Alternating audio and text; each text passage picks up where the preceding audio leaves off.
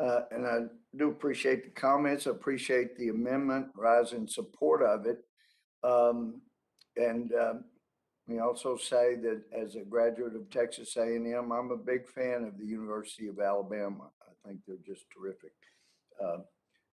With that said, I know as a child growing up in Texas, we heard constantly about the need to stop all drilling in the Gulf of Mexico, that it was going to destroy all the fishing, that it would destroy the fish, the aquatic life in the Gulf of Mexico. We just had to stop the drilling.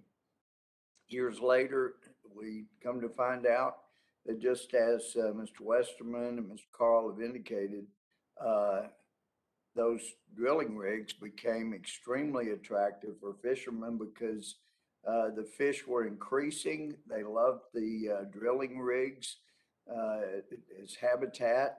And in fact, last I checked, there were several years of delay, a list of places that wanted old drilling rigs to be discarded in different parts of the Gulf of Mexico to help with recreating fishing and fish in that area because it is habitat. Turns out they love it.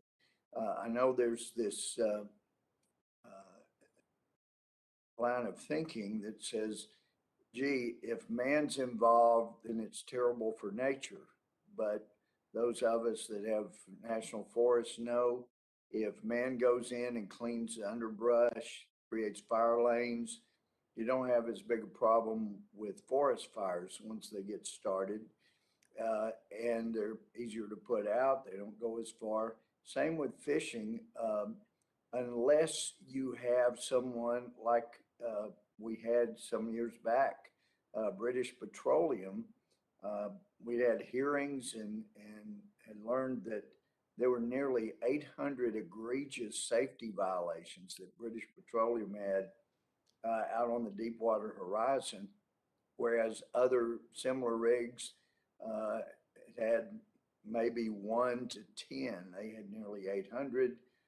There was some thinking at the time that probably the reason the Obama administration did not go after BP was that, in fact, the day the Deepwater Horizon blew out, that they were in they had representatives from BP in a senator's office named John Kerry, working out when they would come out in support of the administration's cap and trade carbon tax program.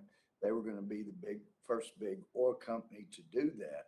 So some of us felt like they got favorable treatment because of that. And they should never have been allowed to continue drilling with the kind of violations they had. But I was very upset when Deepwater Horizon blew out. I was upset with British Petroleum. And I started near the center of Louisiana. I had a video camera. I was going to record the terrible destruction to the beaches along Louisiana and Florida, all the oil washing ashore that had to be from the Deepwater Horizon.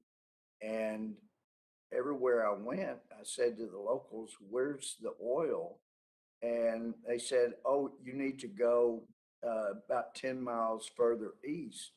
And I went for over 200 miles because that was the area where the damage was supposed to be being done by Deepwater Horizon.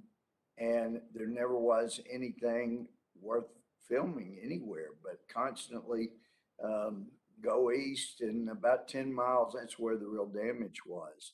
And it was extraordinary with the efforts that were made to stop the oil, to soak up the oil, to get rid of the oil, including the natural response, kind of like in California, where there's so much oil seeping out naturally that the ocean seems to just dissipate despite how much keeps seeping out. So man can make a difference. Sometimes what happens naturally is not always best for Earth. especially when you got a volcano that can put out 1,000 years of CFCs.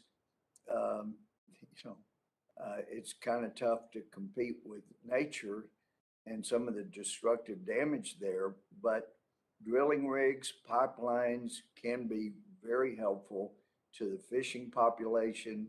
And that's why I am grateful for the Graves Amendment and Mr. Carl's efforts on behalf of the amendment. And I would encourage people, this is something that is not a terrible thing. It's very helpful. We just have to make sure that we don't have other violations like we had with Deepwater Horizon that went unpunished and undealt with.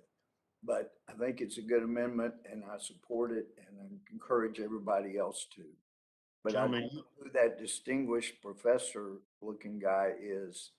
Oh, looks like from California. How about that? That beard looks quite distinctive. But Gentlemen, anyone else wish to be recognized on Graves